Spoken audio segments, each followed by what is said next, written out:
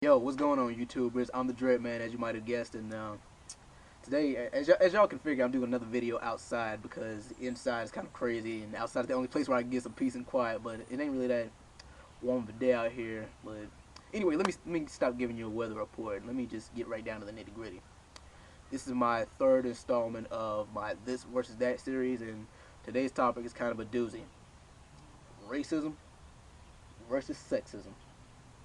Now, let me speak on racism first. Where in the hell do I start?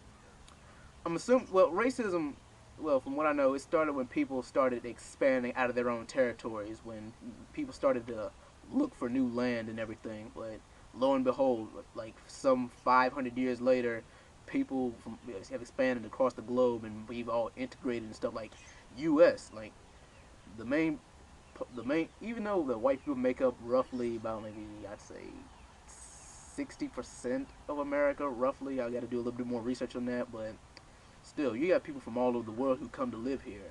I mean, blacks, Asians, Hispanics, Pacific Islanders, and, well, Native Americans, even though that this was their land first.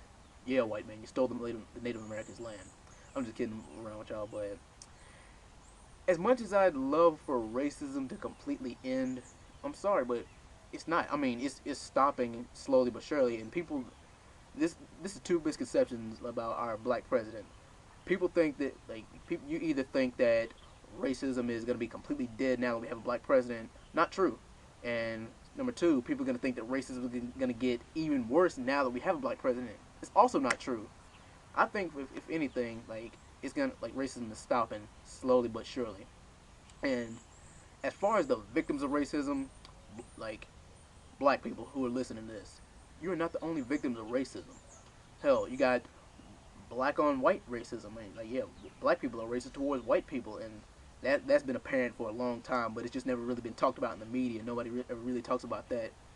And you even got Hispanic on Asian racism, Hispanic on black, black on Hispanic, Asian on white, white on. I mean, it's a tangled web we weave because, like I said, as much as I wanted to stop, it's not going to, or at least not anytime soon. But this is something that's gonna pull the wool from under your eyes. Do you know what race is most racist towards black people in this day and age? Black people. Yeah, black people. I think, especially in today's age, black people are more racist towards themselves than any other race, because mostly, if you got black people killing each other in all these neighborhoods, and I guess, like, anybody from any other race, whether it be white, Hispanic, or Asian, or whatever you are, if they can, hey, I don't need to be racist towards black people. They're killing themselves for us. Now, you might not have that mentality. You might have the, like, because most people do have this mentality, like, why are black people are strong and are strong cultured people. I don't know why they're promoting themselves with violence. I don't know why they're being violent toward themselves. They're strong and hardworking people, just like any other race. Like, it's a lot of smart, intelligent people in any and all races. But of course, you have to have the dumbasses who have to make your race look bad. You have to have the niggas of your race. And yes, the word nigger is not exclusive to black people. Like, everyone has a nigger of their race, or somebody. There's always somebody in that race to fuck up everything, to make your race look bad. And, like, I'm sorry to say this, but if you show me a white man who's never said the word nigger, I'll show you a black man who's never said the word nigger. And personally, well, I could do an entire another topic on the N word, or the word nigger, or however you want me to say it. I could just do an entire topic on that. But anyway, on to sexism. Now, it's so easy to talk about race because there's so many of them. But for gender, you've only got male and female. But as far as I'm, like, in this standpoint of mine, you got men who are completely just jackasses towards women. They think that they're the alpha males, and they think that women should just be under the man's foot for the rest of their lives. They think they should be like the Flintstones, like where the men are the hunters and women just stay home and take care of the kids. But since the woman's become independent, I mean, I'm happy women are independent, but there's some women who take it overboard, and they, hell, some women are more sexist towards men than men are sexist towards women. Like, you have all these women who form unions and say, we are not gonna take this sexism anymore. The men are holding us down. Shut up with that BS. Now, I'm all for racial equality and sexual equality because in this crazy world we live in, one race can't live without the other, and one gender can't live without the other. But I'm gonna give you guys three different scenarios, and you guys can tell me which one you think is worse because I can't give you a clear concession of which one I think is worse. Now, scenario number one: job opportunities. Now, let's say, well, my African American self, yeah, I'm gonna be politically correct here. My black self, I'm trying to get a job over this white man, and he has more job experience than I do. But the thing is, a place wants to hire me only because I'm black, because they said that they need more black workers because they they have enough white workers and they don't want to seem racist. But here's another one. Let's say if it's me and a black woman. Now we're going to get a different job, but this job is known for not hiring black people. But lo and behold, the male boss is, he loves women. I mean, he really loves women.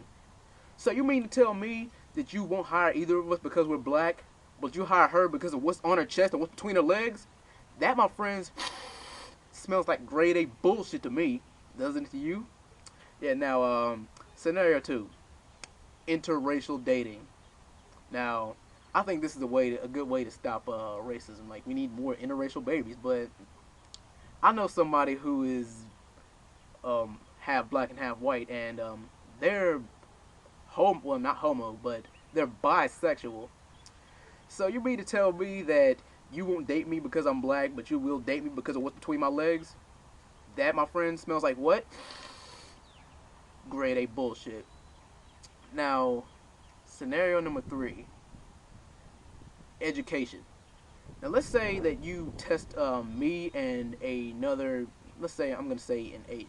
If we're tested on the exact same thing and the exact same criteria, would you expect him to get higher scores than me?